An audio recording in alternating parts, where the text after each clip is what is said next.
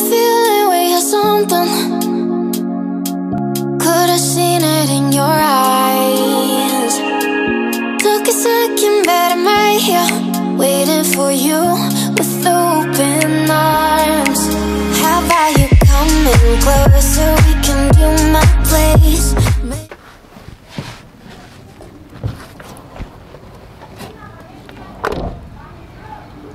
Oke, halo teman-teman semuanya. Kembali lagi bersama saya Adrian di podcast No Baperan.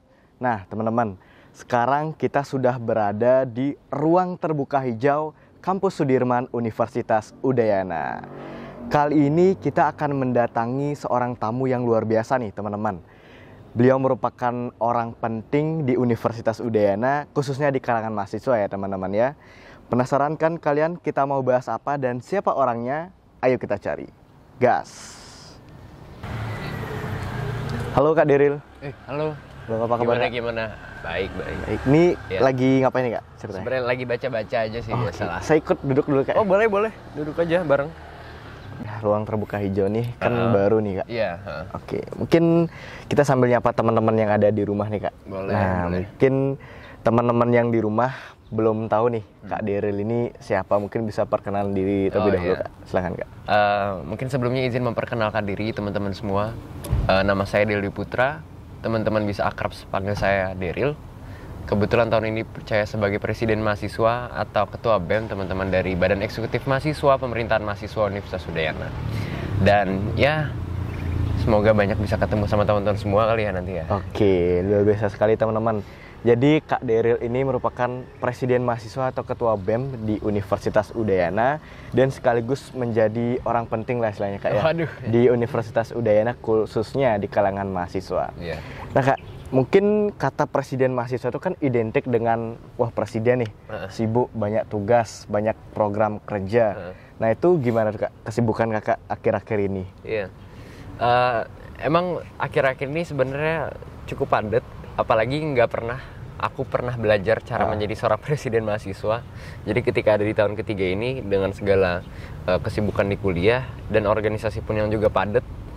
Iya, memang sebenarnya akhir-akhir ini cukup padat gitu. Cuman karena kemarin kebetulan sempat dapat banyak pelajaran gimana sih pada akhirnya kita harus benar-benar menetapkan skala prioritas gitu untuk bisa jalan. Itu sih sebenarnya. Oke, luar biasa sekali. Iya. Kalau dari segi mengatur waktu antara organisasi dengan kuliah akademik itu gimana tuh Kak? Kan pasti sangat sulit tuh. Sebenarnya kalau dari aku pribadi pun sebenarnya lumayan. Cuman karena kebetulan aku punya jadwal yang juga nggak begitu dinamis. Jadi aku tahu kapan aku mulai kuliah dan selesai kuliah. Jadi aku selalu menempatkan waktu organisasi itu ya di tempat terkait gitu. Cuman kalaupun memang ada kegiatan organisasi yang mungkin akan dimulai pagi-pagi, pastinya masih dapat keleluasaan sebenarnya untuk bisa dapat dispensasi mungkin atau gimana.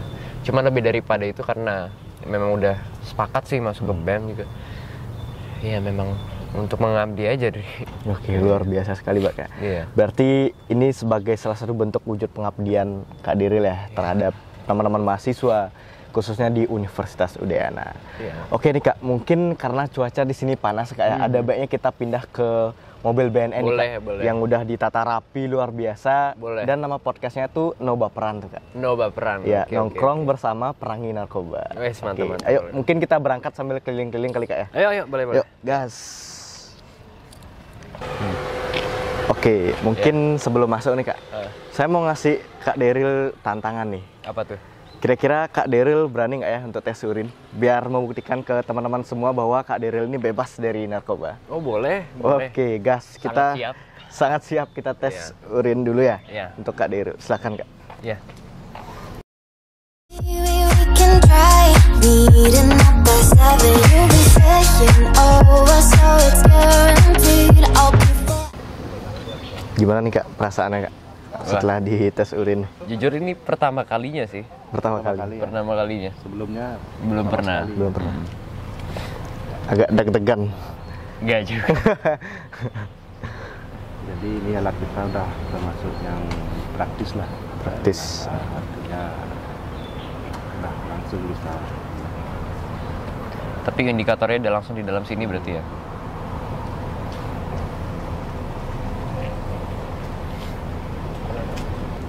Berapa menit kira-kira menunggu ini Pak? Sekitar 2-3 menit. 2-3 menit. Nah, ini udah mulai kelihatan. Oh iya. Tapi ini sistemnya dengan biasanya kan orang dengan apa namanya tes kehamilan itu hampir terbalik dia untuk menunjukkan positif negatifnya. Oh gitu ya.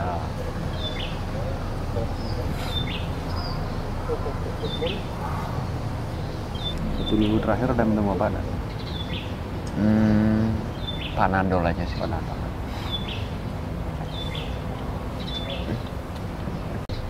Ini udah sih sebenarnya. Mungkin hasilnya ya negatif.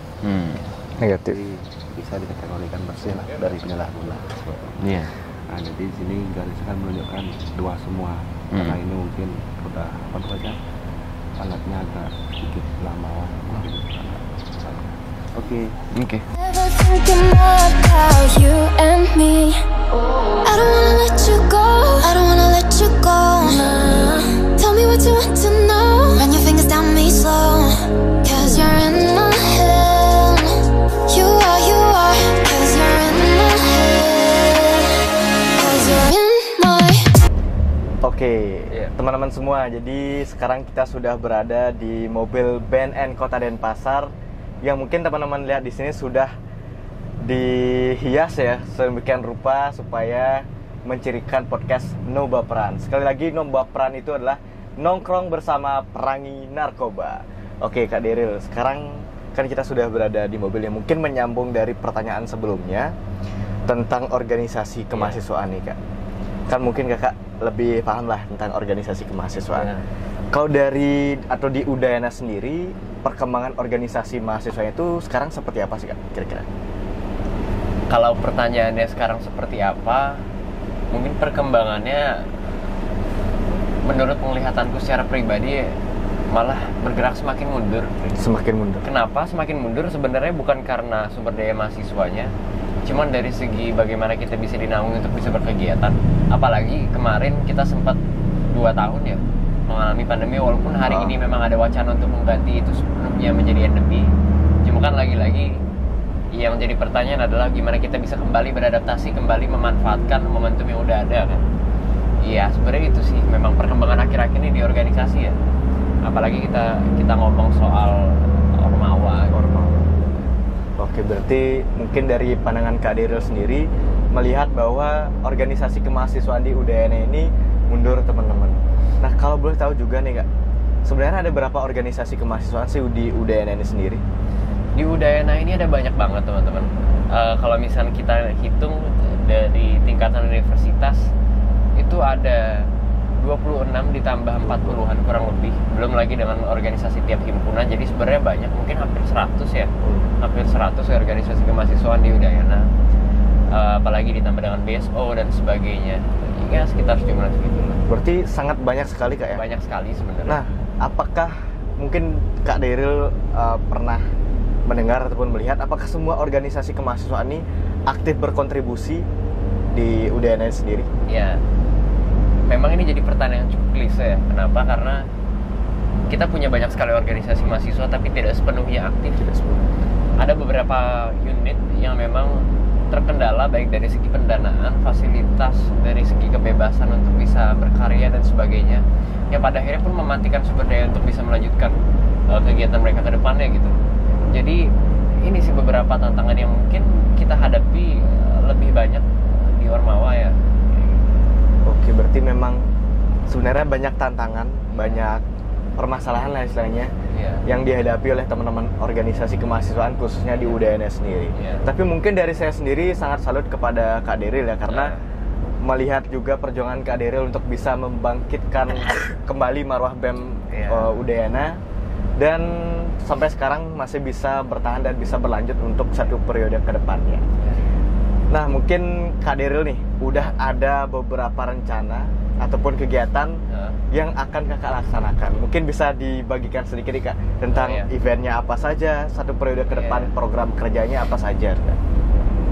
Mungkin kalau bahas soal BEM ya, BEM kalau di Udayana mungkin di beberapa universitas berbeda, tapi kalau di Udayana memang kita punya 2 fokus, yaitu ketika kita bisa berdiri secara fungsi dan kita bisa berdiri dalam bentuk ad hoc.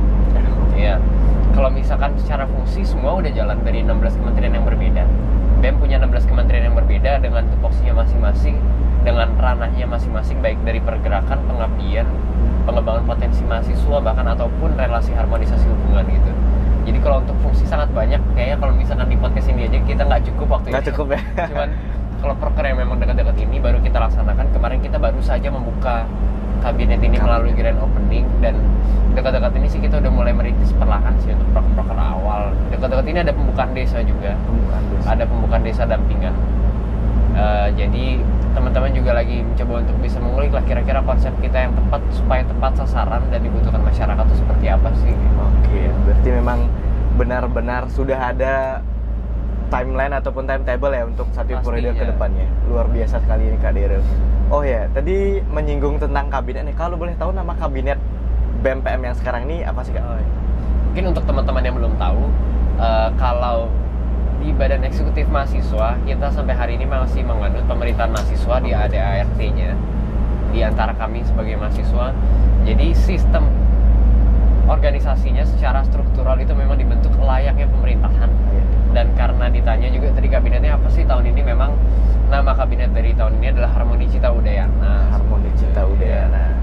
Luar biasa. Namanya keren banget Kak. Apakah di masing-masing kata ada maknanya gitu Kak? Di Harmoni Cita sama Udayana. Sebenarnya ada, tapi lebih mudahnya adalah aku waktu itu dan teman-teman mencoba untuk bisa membagi 2 proses dan tujuan.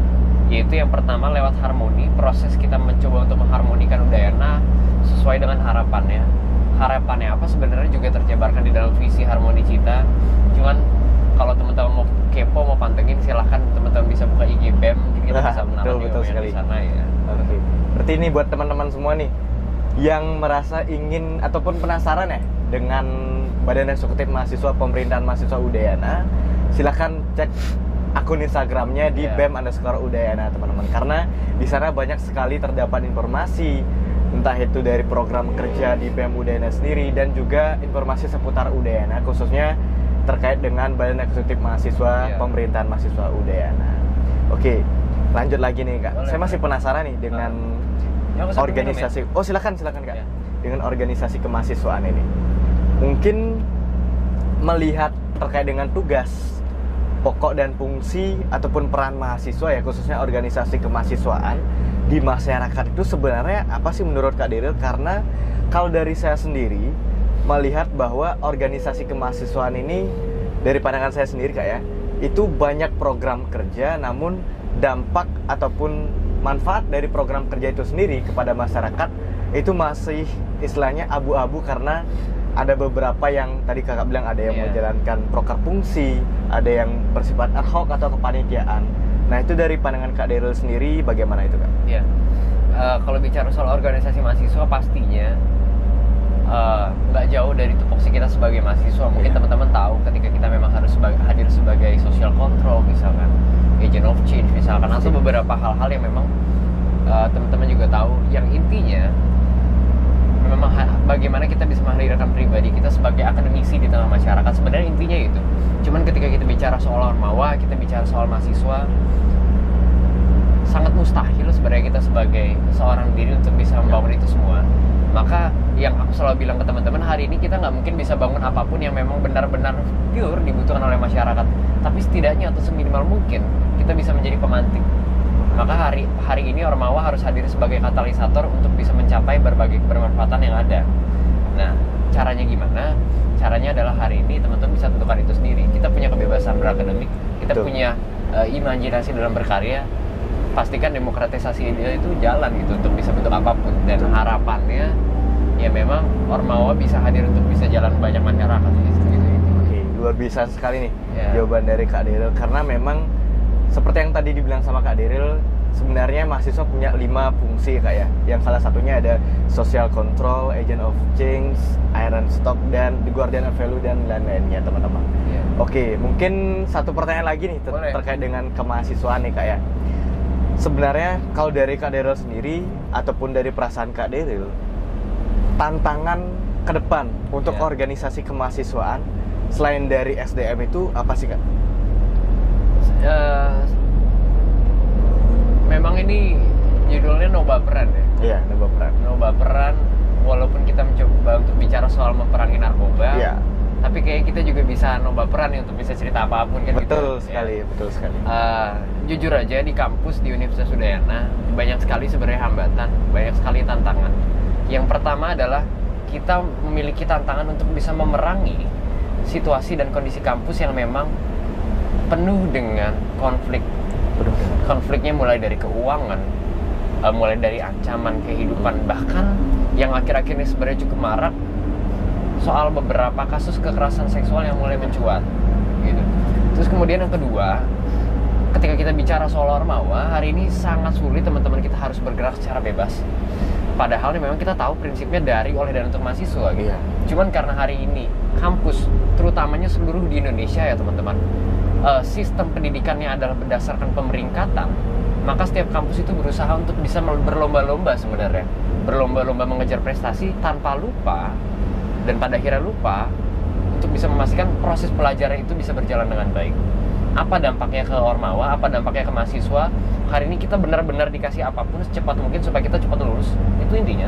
Tapi apakah memang benar pelajaran itu kita dapat? Belum tentu. Bagiku pendidikan nggak cuma soal gimana kita bisa membentuk pola pikir aja, tapi kita punya kebebasan untuk bisa berimajinasi. Kalau kata kerennya gimana kita bisa membakar isi kepala lah istilahnya. Dan itu yang nggak pernah didapetin sebenarnya selama kita jadi mahasiswa. Kita cuman masuk kuliah, sorry to say, tapi ada banyak sekali dosen yang secara formalitas saja menyampaikan apa yang menjadi materinya. Sejauh itu sesuai dengan rambu-rambu, sejauh itu sesuai dengan pemeringkatan, ya udah, sudah jalan pendidikan kita gitu. Kalau kita lihat di negara-negara lain, misalkan Korea Selatan gitu, mereka udah mulai beralih dari pembahasan soal hard skills kepada soft skills gitu. Sedangkan kita masih berkutat pada sebuah hafalan, kita masih berkutat pada sebuah pola, kita masih berkutat pada sebuah hal-hal yang sifatnya kolot gitu. Ya sebenarnya ini jadi tantangan buat kampus, buat mahasiswanya, gimana pada akhirnya selalu melakukan check and balance. Kalau dari aku sebagai sisi mahasiswa, maka pesan yang ingin ku sampaikan kepada pihak kampus adalah hari ini kita hadir untuk kampus, hari ini kita hadir untuk membenahi itu bersama. Maka ayo dengarkan aspirasi kami, dengarkan apa yang menjadi permasalahan kita bersama, kita wujudkan apa yang menjadi pendidikan sejati gitu. Apalagi akhir-akhir ini marak teman-teman, banyak sekali ya yang mikir bahwa kuliah itu mahal. Pendidikan sekarang dikomersialisasi gitu. Padahal sejatinya pendidikan itu adalah hak siapapun. Ya kita harus adil untuk bisa menetapkan bahwa pendidikan memang cita-citanya bangsa Indonesia. Kalau misalnya cita-cita itu pun diperjualbelikan, mau sampai kapan cita-cita itu bisa tercapai gitu. Makanya sebenarnya harapannya sih untuk kedepannya kita bisa lebih jeli ya, karena pendidikan ini hak kita bersama gitu. Dan jangan sampai pola pendidikan yang kolot dan tradisional ini malah membutakan kita bahwa sebenarnya setiap orang adalah guru dan setiap tempat adalah sekolah. Itu sih dari aku. Oke, luar biasa sekali nih jawaban dari Kak Diril. Jadi saya sepakat juga nih bahwa setiap orang adalah guru dan setiap tempat adalah sekolah teman-teman. Jadi ada banyak tantangan sebenarnya di khususnya di permasalahan pendidikan kita ya, baik dari segi komersialisasi, dari segi istilahnya proses pembelajaran ataupun metode pembelajaran yang masih bersifat tradisional dan hanya terpaku pada hafalan belaka. Dan mungkin ini menjadi tantangan kita semua khususnya di kaum pelajar, mahasiswa ya khususnya, untuk bisa mencari solusi terkait dengan implementasi dari peran mahasiswa itu sendiri teman-teman. Oke, sekarang kita berlanjut ke perbincangan tentang narkoba nih kan. Oke, mungkin pengertian tentang narkoba secara umum teman-teman sendiri kan sudah tahu ya tentunya. Kalau misalnya belum tahu bisa cek IG info BNN Kota Denpasar. Oke, berbicara tentang narkoba nih Kak. Mungkin belakangan ini ada beberapa berita ataupun ada beberapa isu lah ya bahwa narkoba sudah masuk ataupun merongrong segi kehidupan kampus, khususnya dari mahasiswa itu sendiri. Nah, kalau dari pandangan Kak Daryl sendiri, apakah itu benar atau tidak? Itu gimana, Kak? Silakan. Kalau mendengar berita, mendengar kasus, benar rasanya sudah banyak sekali. Bahkan memang narkoba di berbagai kampus ya sudah menjadi momok pembicaraan yang cukup hangat sebenarnya. Tapi apakah memang aku kurang gaul jauh ya atau gimana? Cuman sepemahamanku, setauku memang di Udayana belum ada jaringan yang aku dengar sebesar itu gitu dia. Itu syukurnya. Syukur. Gitu. Cuman ketika kita ngeliat lebih jauh, rasanya kalau teman-teman BNN mungkin nanti suatu saat ada mau tes urin juga misalkan, silakan. Kalau menurut aku secara pribadi sih it's a good thing gitu. Jadi mahasiswa memang aware bahwa narkoba ini sebenarnya ada permasalahan kita bersama. Kalau soal awareness, ini bicara juga lagi soal awareness, sebenarnya banyak orang yang bertanya-tanya ini gimana sih kita memposisikan diri terhadap narkoba ini mahasiswa. Masih banyak ternyata ya, pemahamanku ketika banyak ini ya ngelihat beberapa referensi, belum adanya pengetahuan yang cukup untuk bisa memahami sampai sejauh mana sih sebenarnya kita harus meletakkan diri atau standing position kita di antara itu gitu. Maka itu yang jadi pertanyaan besar sebenarnya. Apakah memang kita yang kurang mau jemput pengetahuan itu atau memang itu terkesan gimana gitu. Jadi benar sekali ya teman-teman. Jadi sebenarnya pemahaman mengenai narkoba ini perlu kita ketahui lah, setidaknya kita tahu lah apa sih sebenarnya arti dan juga bahaya dari narkoba ini teman-teman. Karena kalau misalnya teman-teman tidak tahu terkait dengan bahaya narkoba, cara mengantisipasi penyebarannya seperti apa, mungkin hal itu akan bisa menjadi ataupun bahkan bahaya narkoba akan bisa mendatangi teman-teman semuanya. Oke. Kalau dari kakak sendiri, kakak merasa nggak sih bahwa narkoba ini sekarang sedang menyerang, khususnya menyerang ya, generasi muda? Nah, itu gimana tuh Kak, kira-kira? Kalau ditanya sadar jelas sadar deh. Apalagi ditambah dengan sistem pendidikan kita yang nggak memadai, yang tadi sudah aku cerita, justru narkoba semakin memperparah lagi. Sampai sejauh mana kita mau membakar isi kepala kita kalau pada akhirnya kita terus selalu berkutat dengan hal-hal ini gitu. Apakah memang ini jadi permasalahan kita yang memang harus kita selesaikan semenjak dini? Maka pertanyaannya adalah apakah semua sekolah sekarang juga sudah memiliki pendidikan umum terkait penggunaan narkoba yang disebut sebagai bagian yang ilegal ataupun bagaimana? Karena ini sebenarnya yang juga jadi pertanyaan buat kita sebenarnya. Terus yang ketiga soal narkoba, sebenarnya kekhawatiran teman-teman mahasiswa, kekhawatiran teman-teman bahkan adik-adik nantinya ya, adik-adik yang mungkin nanti akan kuliah ke depannya adalah kita belum memiliki tameng yang cukup kuat untuk bisa menolak apa-apa aja hal yang mungkin menjadi penasarannya anak muda lah kalau dalam tanda kutip. Apalagi kalau misalnya kita ngeliat beberapa kasus, pasti banyak teman-teman misalkan di mahasiswa yang ketangkep pakai narkoba, ketangkep ternyata positif, apa gimana ya, hal-hal itu sebenarnya yang harus kita pertanyakan gitu. Bahkan orang-orang tuh takut nih ya, BNN, ini kita lagi di mobil BNN kan? Mobil BNN. Ini mobil BNN lagi ngapain, lagi nyari orang narkoba, kan kayak gitu. Jadi jangan sampai itu terjadi. Justru ini yang harus jadi kawan kita bersama gitu. Ini yang harus jadi kawan perangi narkoba untuk bisa mematikan sumber penghambat pendidikan kita bersama gitu. Oke. Sepakat juga nih dengan Kak Daryl. Jadi kita sebenarnya harus memerangi narkoba karena kan mungkin tadi sudah dijelaskan terkait dengan bahaya narkoba, kenapa narkoba ini bisa menjadi ancaman bagi kita semua ya, karena narkoba ini memang melanggar peraturan yang pertama, dan yang kedua bisa merusak sistem tubuh kita teman-teman. Jadi hal ini harus patut kita pelajari dan harus kita ketahui bersama-sama.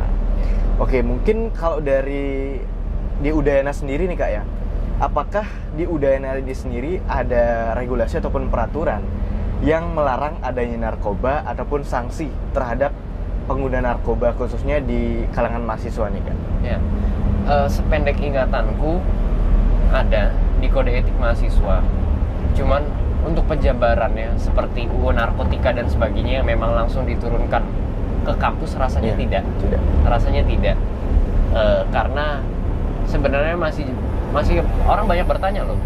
Oke, misalkan dia mahasiswa, tapi aturan yang terdapat dalam kampus sebenarnya hanya mengikat dia sejauh dia memakai nama mahasiswa sebagai mahasiswa Udayana atau dia berada di dalam lingkungan kampus. Kan sederhananya seperti itu. Kalau dia keluar sebagai warga negara biasa, dia keluar bergaul dengan masyarakat sekitar, kita nggak bisa mengontrol itu dengan peraturan, maka peraturannya akan berbalik ke undang-undang gitu. Nah, kalau di Udayana sih sejauh dan sependek pemahamanku baru sampai di kode etik mahasiswa. Kalaupun suatu saat ada keinginan dari rektor itikat baik untuk bisa memastikan dan memerangi narkoba ini lebih dalam, rasanya perlu juga didiskusikan. Cuman buat rektor Udayana di tahun ini mungkin banyak banget ya PR.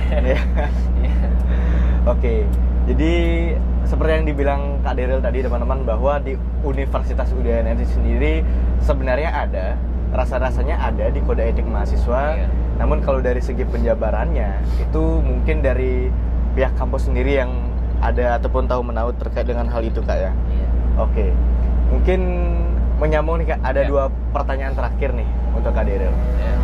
Dari Kak Daryl sendiri, apa sih sebenarnya harapan Kak Daryl khususnya kepada teman-teman mahasiswa dan generasi muda untuk bisa aware seperti yang tadi kakak bilang terkait dengan bahaya narkoba, cara pencegahannya, dan istilahnya pengetahuan mengenai narkoba ini Kak?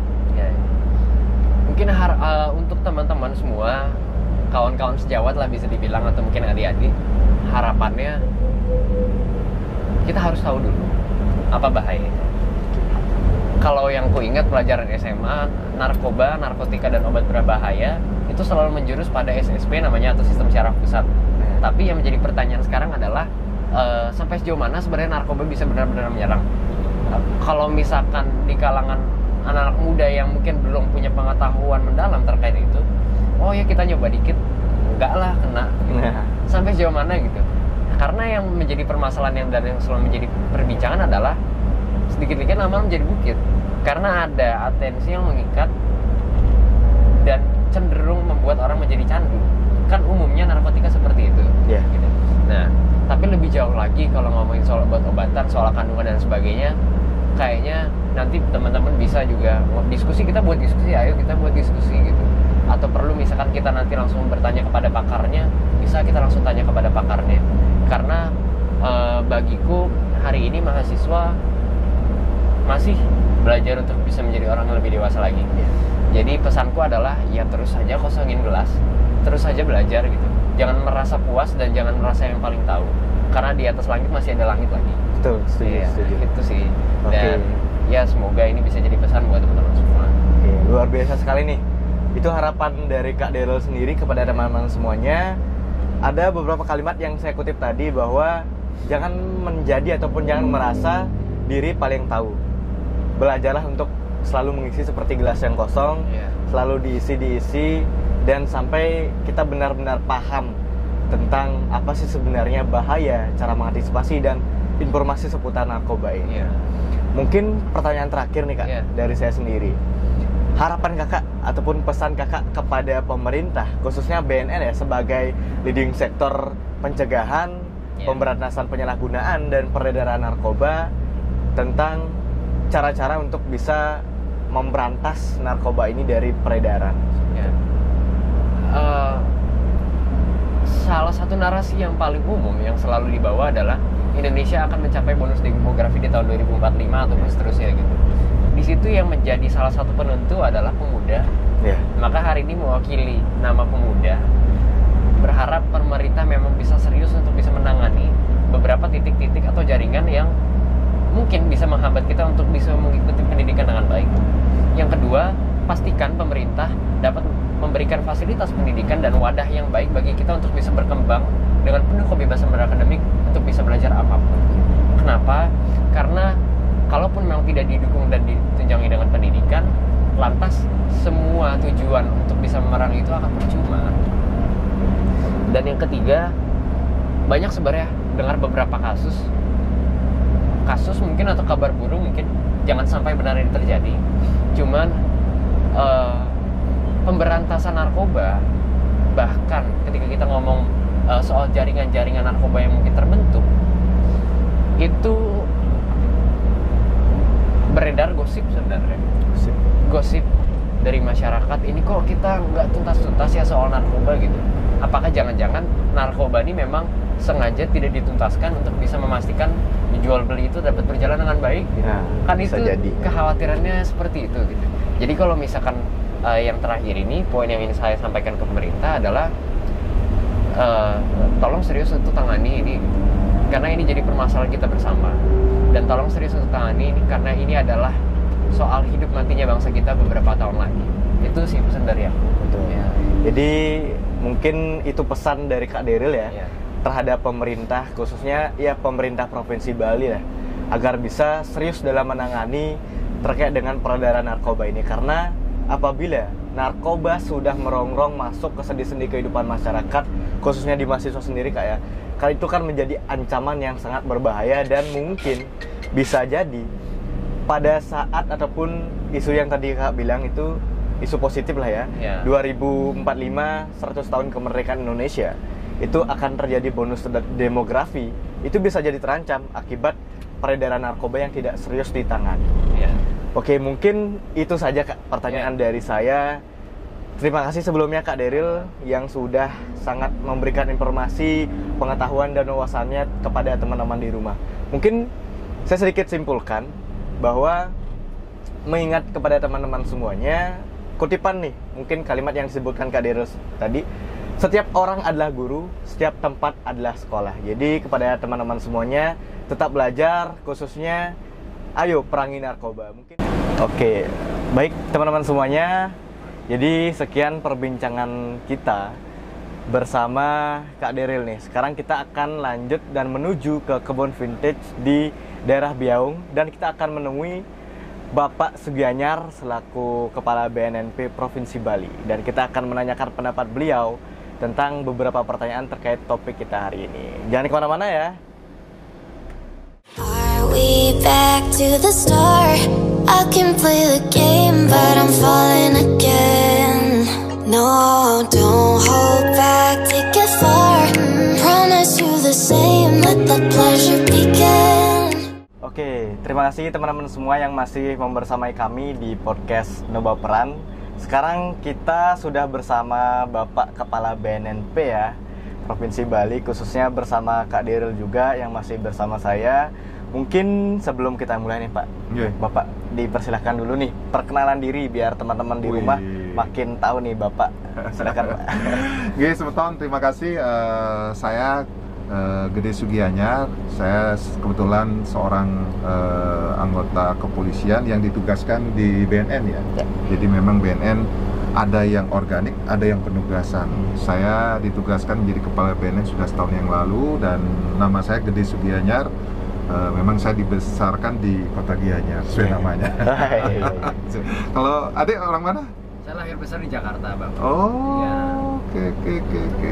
Terus apa lagi? Oke, jadi sekarang kan Bapak sudah perkenalan nih. Ya. Mungkin ada beberapa pertanyaan nih terkait dengan topik yang hari ini kita bawakan, yaitu tentang narkoba. Ya. Kalau dari Bapak sendiri tentang narkoba nih Pak, kalau menurut Bapak, apakah peredaran narkoba pada saat ini itu semakin merajalela atau mungkin dirasa sudah istilahnya dibatasi oleh teman-teman di BNN ini Pak? Karena kan narkoba menjadi musuh kita bersama dan harus kita perangi. Jadi kalau memang BNN itu kan hadir untuk melindungi dan menyelamatkan ya. Jadi prinsipnya BNN dibentuk oleh Bapak Presiden. Itu secara resmi kita lahir tanggal 22 Maret tahun 2002. Jadi sudah 20 tahun yang lalu. Kemarin tanggal 22 kita sudah merayakan hari lahir yang ke-20 ya.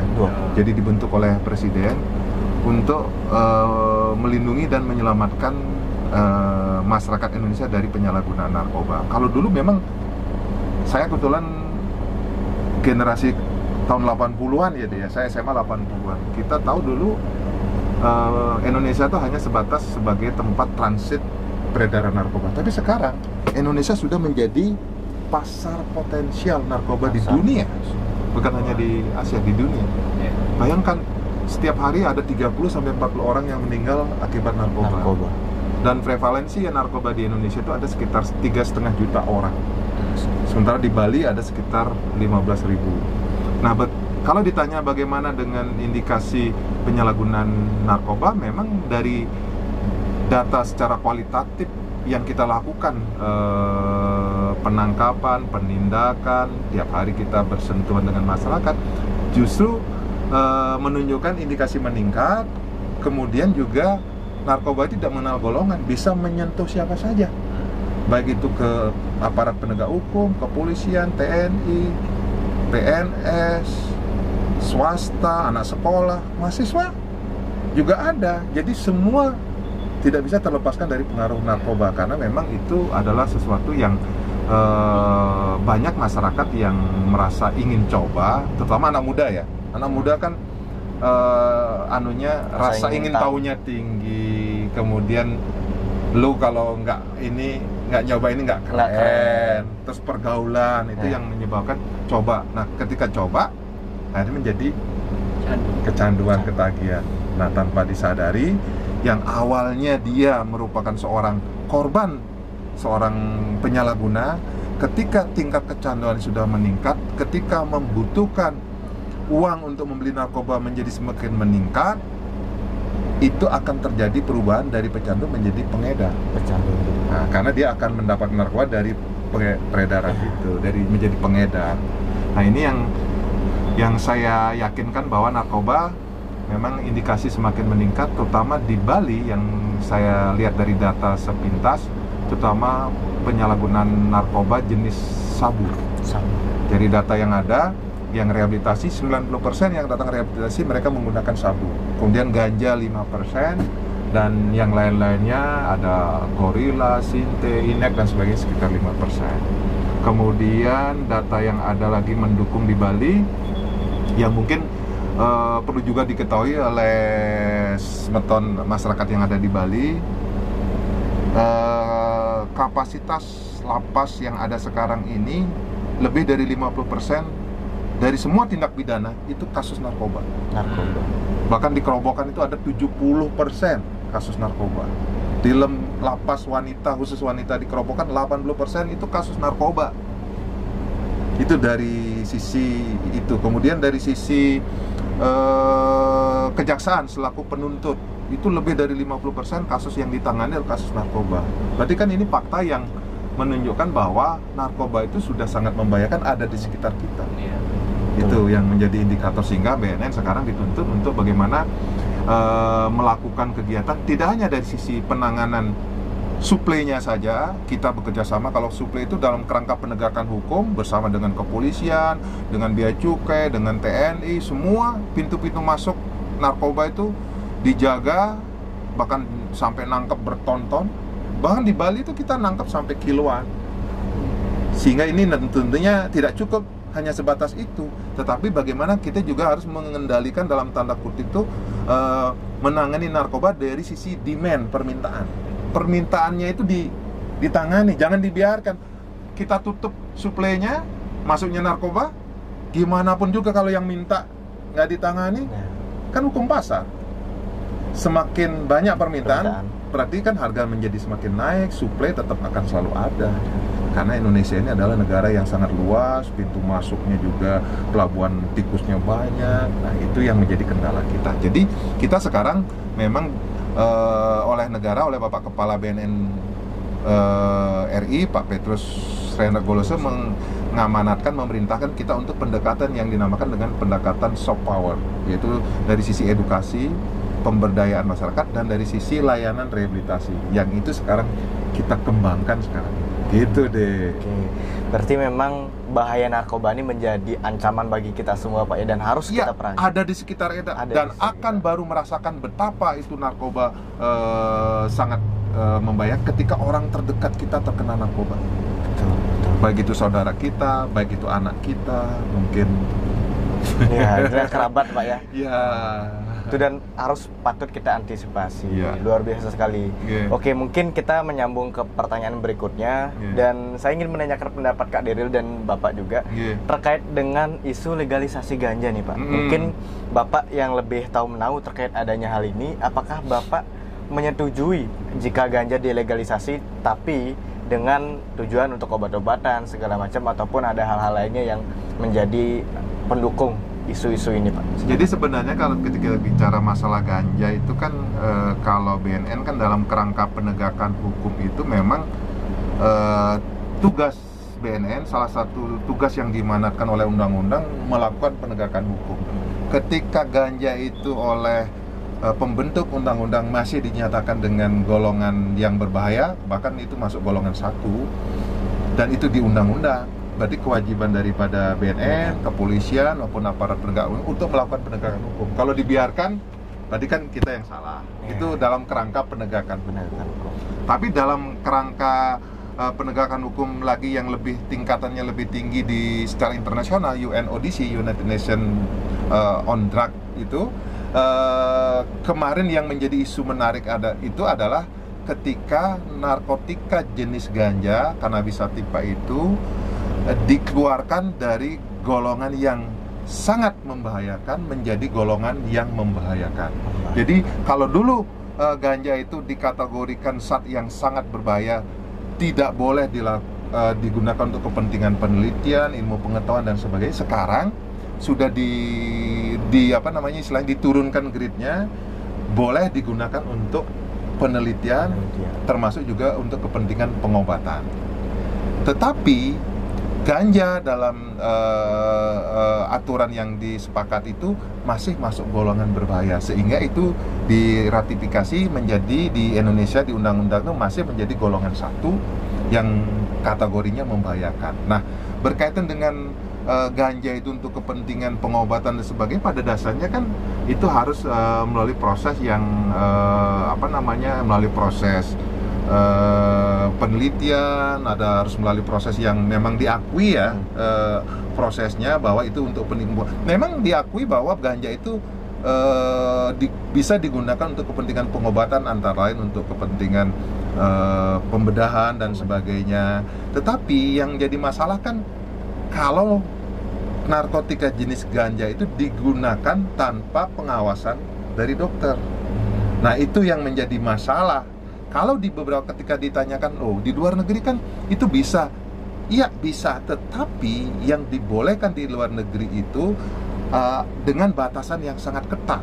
Artinya tempat penjualannya di mana, yang boleh membeli siapa saja, tidak boleh di bawah umur. Kemudian aturan-aturan lain yang sangat ketat, karena memang di luar negeri ada beberapa tempat di negara itu kenapa dilegalkan, kenapa dikontrol sangat ketat, karena memang ada beberapa jenis ganja yang dibuat, yang dijual, yang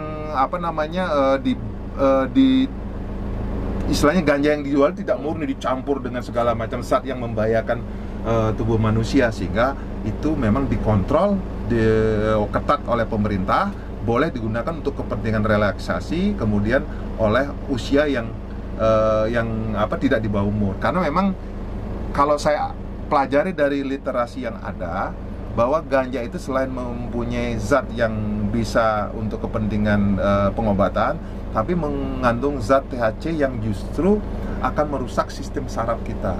Terutama yang diserang itu adalah ketika orang yang masih di bawah umur 20 tahun ke bawah itu, sistem sarafnya kan masih berkembang. Itu memang hasil literasi yang saya baca itu memang bisa mengganggu sistem sarafnya, menyebabkan kelemahan untuk kemampuan berpikir, mengambil keputusan. Tapi yang lebih penting lagi adalah ketika orang memakai ganja itu sudah tingkat kecanduan, itu akan mengakibatkan adanya kerusakan di sistem sarafnya. Tapi itu oke lah, saya tidak akan terlalu jauh, itu urusannya orang-orang medis ya. Tapi kita sekarang kompetensinya kan kita selaku penegak hukum harus melakukan penegakan hukum sesuai dengan undang-undang. Kemudian yang kedua, kita harus menyelamatkan masyarakat supaya terselamatkan, terhindarkan dari pengaruh buruk narkotika. Karena data yang ada memang di tempat kita banyak yang menjadi korban itu adalah sudah menyentuh ke kalangan adik-adik sekolah, siswa sekolah dan juga mahasiswa. Nah ini yang menurut saya yang harus juga bahkan kami kemarin ada menangkap ada 3 orang itu mahasiswa semester 8 salah satu perguruan tinggi yang ada di Bali yang cukup terkenal, saya nggak boleh menyebutkan. Itu mereka semester 8 loh. Dan akhirnya sekarang kita arahkan untuk direhabilitasi. Dan itu memang program kita adalah bagaimana menyelamatkan mereka supaya hak dia nanti untuk belajar, haknya dia untuk kuliah tidak terhilangkan. Jadi sekarang ini saya fokus untuk bagaimana supaya dia bisa direhabilitasi, kemudian setelah selesai pulih bisa nanti diarahkan untuk melanjutkan kembali. Saya tidak mau dalam konteks ini membuat dia nanti dipenjarakan padahal penjara kita sudah over capacity. Karena indikasinya ketika di penjara karena over capacity itu menyebabkan proses pemasyarakat itu akan menjadi kendala bagi teman-teman yang ada di lapas. Jadi gitu. Oke, luar biasa sekali nih Pak. Panjang ya saya ngomong ya. Tapi berkualitas, bermanfaat. Iya. Nanti tinggal diedit aja. Tapi jujur aja deh, saya BNN itu dengan paradigma barunya itu sekarang bukan lagi sosok yang harus ditakuti. BNN itu hadir untuk sebagai sahabat kita semua. Yakinlah bahwa kita bukan yang harus ditakuti. Yang takut sama kita adalah para bandar dan pengedarnya. Bagi masyarakat yang bukan pemakai narkoba, bagi masyarakat yang merupakan korban pemakai akibat penyalahgunaan narkoba, jangan segan-segannya untuk melapor ke BNN. Karena saya hadir untuk menyelamatkan dia, bukan untuk ditangkap, bukan untuk dipenjarakan. Gitu. Oke, luar biasa. Berarti ini untuk teman-teman di rumah ya. Ya. Jangan takut kepada BNN karena kita membantu Pak ya. BNN membantu. Kalaupun memang ada yang terkena, walaupun diri kita tidak atau istilahnya teman kita, orang terdekat, yakinkan kepada mereka untuk diantarlah ke BNN. Ya. Diantar untuk direhabilitasi. Gitu. Gratis loh. Gratis Dan privasi dijamin. Kalau dia kuliah, misalnya kuliah di UNUD, saya tidak akan memberitahu tempat kuliahnya di UNUD. Jadi dia sedang rehabilitasi, tidak. Dirahasiakan supaya hak dia belajar tetap ada. Oke, luar biasa sekali. Berarti memang benar-benar kontribusi yang diberikan kepada BNN untuk masyarakat. Luar biasa. Mungkin menyinggung sedikit terkait dengan apa yang Bapak bilang tadi, bahwa sebenarnya isu legalisasi ganja ini sebenarnya ada aturan-aturan yang membatasi Pak ya. Dan tidak semena-mena dilegalkan seperti itu, tidak teman-teman. Jadi ada batasan-batasan yang harus istilahnya. Dan itu pun di luar negeri yang sudah mempunyai tingkat kesehatan yang sudah bagus. Terkontrol. Kalau di Indonesia kan masih proses untuk itu. Suatu saat tidak menutup kemungkinan. Tapi kan itu berproses. Dan saya minta masyarakat jangan dibenturkan dengan BNN, karena BNN itu adalah pelaksana undang-undang. Jadi memang kalau aturan memang membolehkan, ya kita patuh. Jadi tinggal berjuang teman-teman yang ini meyakinkan ke Departemen Kesehatan, karena yang membuat turunan daripada aturan undang-undang itu lampiran yang zat yang dikategorikan golongan 1, golongan 2 itu adalah Departemen Kesehatan. Jadi harus dengan secara dengan saintis dan sebagainya meyakinkan bahwa itu memang bisa dibuktikan secara ilmiah. Begitu teman-teman, jangan sampai salah pemahaman tentunya Pak ya.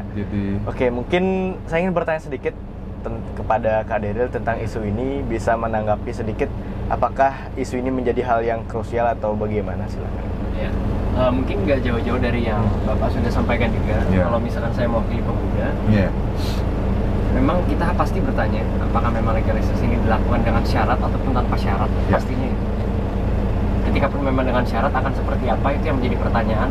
Karena sampai hari ini stigma terhadap ganja yang memang tergolong sebagai bagian dari narkotika jelas masih berbahaya. Pun ketika memang berjalan, maka apapun yang terjadi, kasus apapun yang terjadi di sekitar masyarakat pasti akan bertumbuh pada konstitusi ataupun undang-undang. Jadi kalau misalkan dari aku pribadi sih lebih ke oke, kita hari ini hadir melihat ada aturan. Ketika pun memang ada golongan masyarakat yang sepenuhnya sepakat untuk segera mendukung legalisasi ganja untuk pemanfaatan beberapa kegiatan tertentu, maka tindakan yuridis bisa dilakukan, entah memang menyampaikan kepada Departemen Kesehatan mungkin untuk bisa memberikan Dan juga ke rekomendasi DPR. ke DPR juga bisa. Ya. Jadi Tapi jangan ke BNN karena BNN hanya pelaksana aja. kalau pesan saya sih itu ketika emang kita ngelihat soal isu legalisasi ganja ini, karena tergantung apapun yang dikatakan oleh masyarakat berdasarkan kebutuhan dan keinginan, apapun pertimbangan dan rekomendasinya, karena balik lagi ketika pun memang pada akhirnya suara rakyat adalah suara Tuhan lah bisa dibilang gitu ya biasa, kita juga harus mempertimbangkan apakah memang benar suara ini sudah mendapat pengetahuan yang tepat atau belum. Iya, betul. Karena kalau biasanya kan hanya berdasarkan testimoni kan tidak cukup akurat ya, kalau hanya testimoni. Tapi kalau memang sudah dibuktikan secara saintifik dan sebagainya, saya pikir Departemen Kesehatan tidak akan tinggal diam.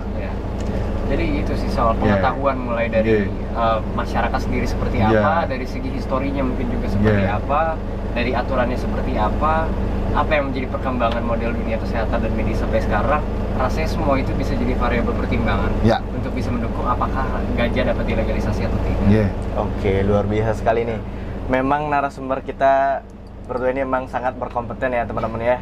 Jadi sebelumnya itu dulu pertanyaan kita pada hari ini, dan tentunya sampai di sini dulu pertemuan kita kepada teman-teman yang ada di rumah.